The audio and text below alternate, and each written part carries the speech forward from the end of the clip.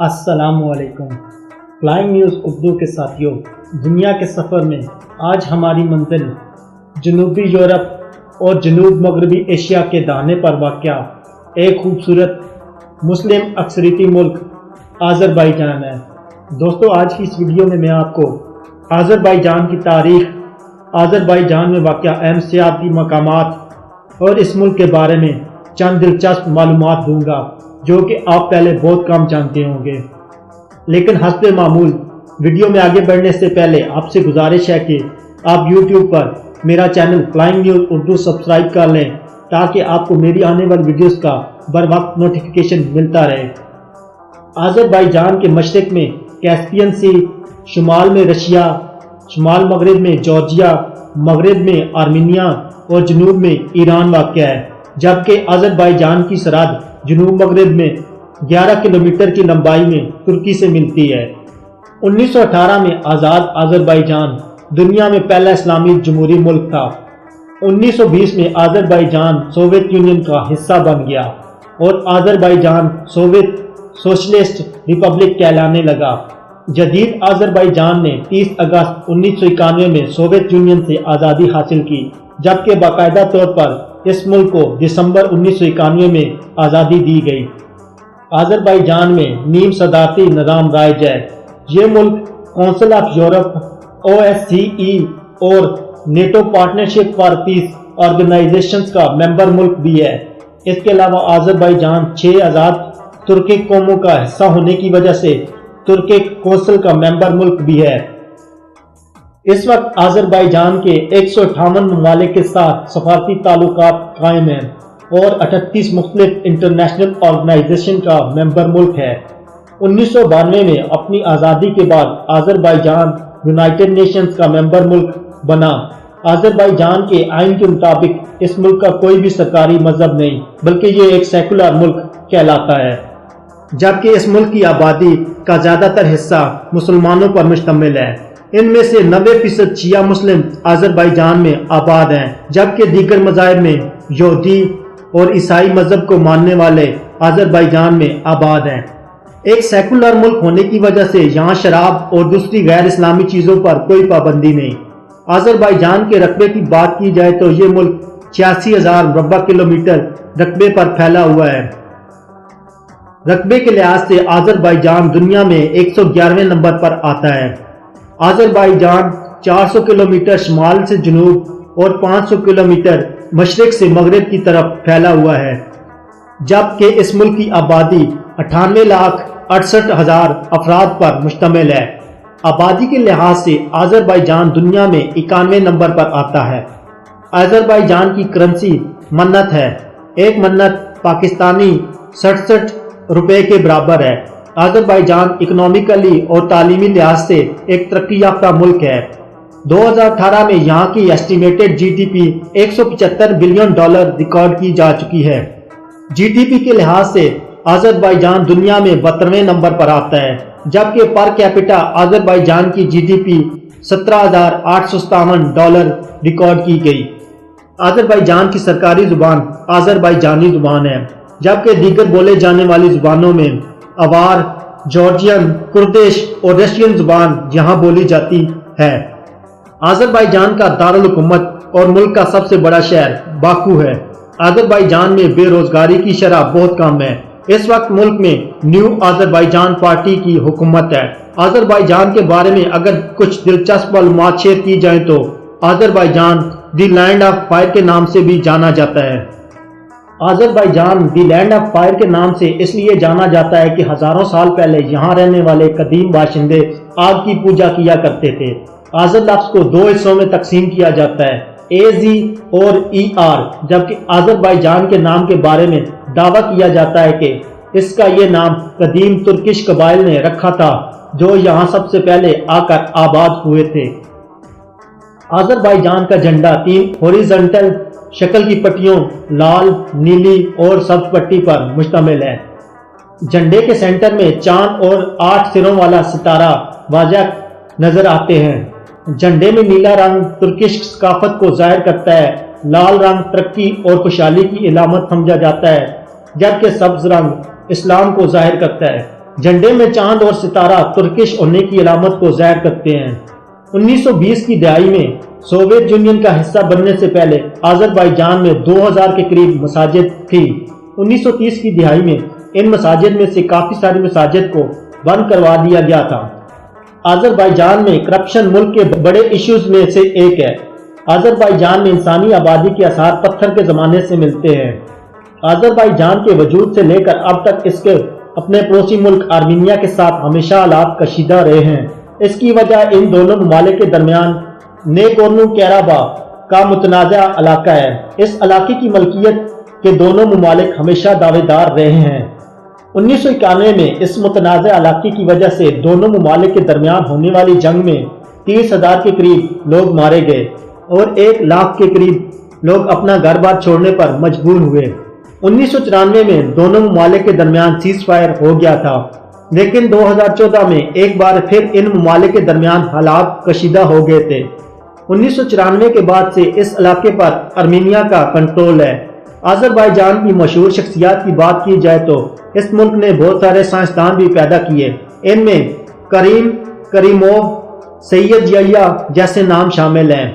इसके अलावा आज़रबाईजान में बहुत सारे म्यूजिशियंस, थिंकर्स, शायर, फिलासफर और आर्किटेक्चर्स ने यहाँ जन्म लिया।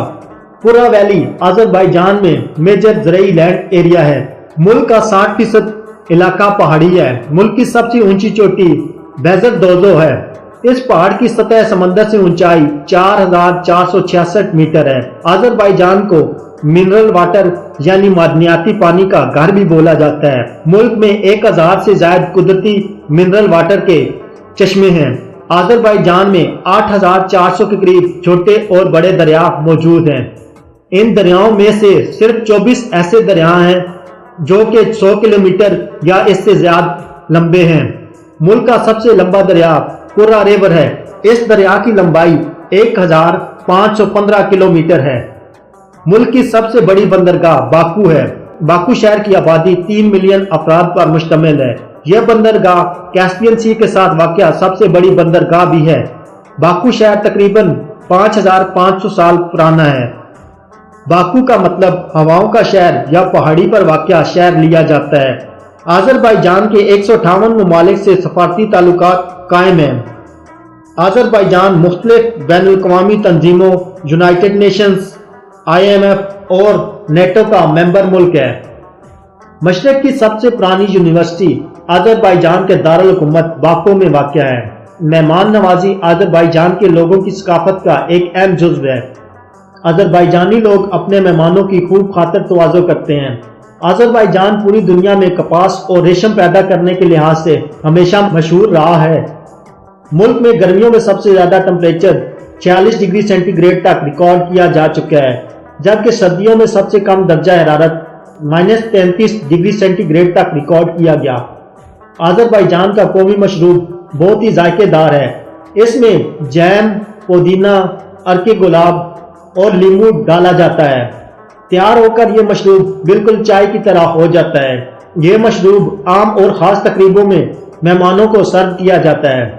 आज़रबाईजान का कौमी जानवर घोड़ा है। 2016 के एक सर्वे के मुताबिक आज़रबाईजान रोज़ाना की बुनियाद पर 8,42,000 बैरल तेल रोज़ाना पैदा करता है। आज़रबाईजान ने 1,02,50,000 बैरल खाम तेल 2015 में बरामद किया। रशिया दुनिया में रोज़ाना की बुनियाद पर खाम तेल पैदा करने के लिहाज से पहले नंबर पर और अमेरिका इस लिस्ट में तीसरे नंबर पर है। आज़रबाईजान की खाम तेल से हासिल होने वाली आमदनी सालाना ट्रिलियंस ऑफ डॉलर्स में है। 2002 से 2006 के दौरान आज़रबाईजान के दारुल हुकूमत बाकू से जनूबी तुर्की के शहर सीहान के दरमियान 1100 मील लंबी तेल के लिए पाइपलाइन बिछाई गई।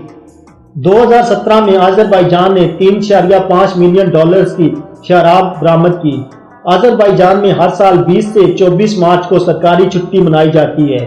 یہ چھٹیاں آذربائیجان کے علاوہ 11 وسطی ایشیائی ممالک میں منائی جاتی ہیں۔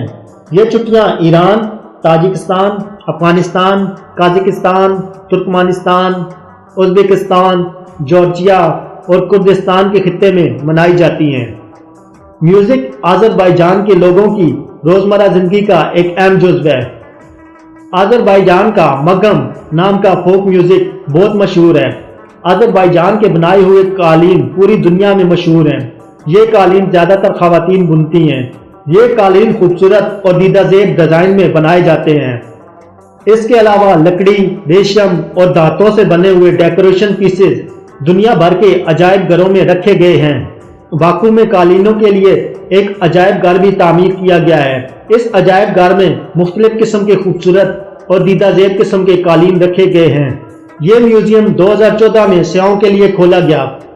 باکو شہر آسمان کو چھوتی ہوئی بلڈنگز کا شہر بھی کہلاتا ہے۔ آذربائیجان کی قومی زبان آذربائیجانی ایران میں 20 ملین سے زائد افراد بولتے ہیں۔ آذربائیجان کا شمار دنیا کے ان 50 اولین ممالک میں بھی ہوتا ہے جہاں سب سے زیادہ کاربن ڈائی آکسائیڈ کا اخراج ہوتا ہے۔ اس لسٹ میں چین پہلے نمبر پر جبکہ امریکہ دوسرے نمبر پر آتا ہے۔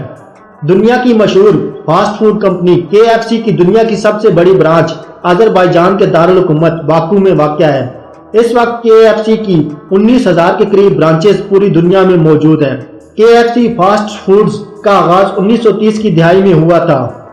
آذربائیجان مڈ والکینو یعنی مٹی کے آتش فشاں کی وجہ سے پوری دنیا میں مشہور ہے۔ اس قسم کے مڈ والکینوز میں مٹی زمین سے ابل کر باہر آتی ہے۔ دنیا بھر میں کل 1000 کے قریب مڈ والکینوز موجود ہیں، جن میں سے 400 آذربائیجان میں واقع ہیں۔ 2001 میں 300 میٹر اونچا مڈ والکینو آذربائیجان میں پھٹا۔ یہ آتش فشاں 15 کلومیٹر دور تک دیکھا جا سکتا تھا۔ مڈ والکینو کا قطر 10 کلومیٹر اور اونچائی 700 میٹر تک ہو سکتی ہے۔ دنیا کا واحد چھوٹی چیزوں کا عجائب گھر بھی آذربائیجان میں واقع ہے۔ اس عجائب گھر میں 17ویں صدی میں بنائے گئے ایک چھوٹے سے قرآن پاک کے نسخے کو بھی رکھا گیا ہے۔ یہ میوزیم سن 2002 میں کھولا گیا۔ آذربائیجان میں ایک ایسا گھر بھی موجود ہے جو کہ صرف بوتلوں سے بنایا گیا ہے۔ اس گھر کی تعمیر میں ہزاروں کے ساتھ سے شیشے کی بوتلیں استعمال کی گئی ہیں۔ آذربائیجان میں ایک ایسی دیوار بھی واقع ہے جس پر 1950 سے مسلسل آگ جل رہی ہے۔ آذربائیجان میں گیس کے ذخائر بہت کم ہیں۔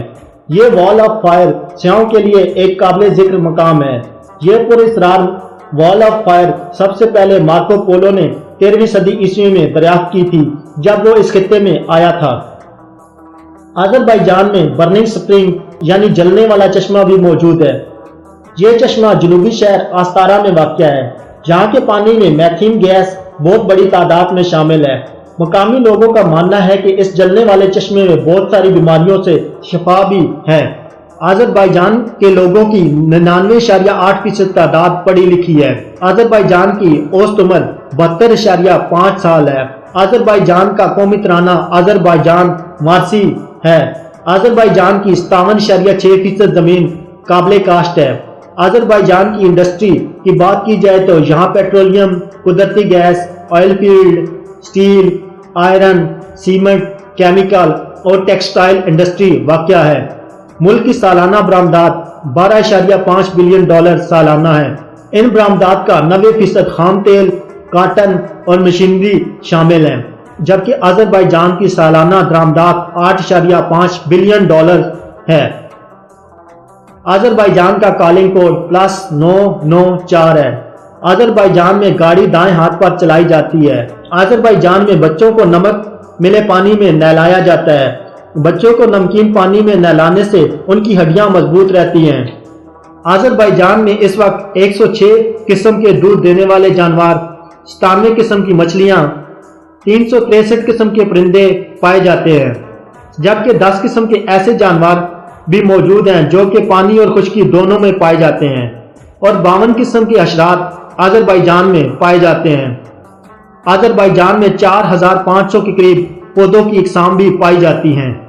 آذربائیجان کا آئین 12 نومبر 1995 کو منظور کیا گیا۔ آذربائیجان کی آرمی 19 اکتوبر 1991 میں سوویت یونین کے ٹوٹنے کے بعد بنائی گئی۔ اس وقت آذربائیجان کی فوج کی تعداد 1 لاکھ کے برابر ہے۔ آرمڈ فورسز کی 3 برانچز بری، بحری اور فضائی افواج ہیں۔ اس وقت آذربائیجان کے 151 فوجی عراق اور 184 فوجی افغانستان میں نیٹو کے ساتھ موجود ہیں۔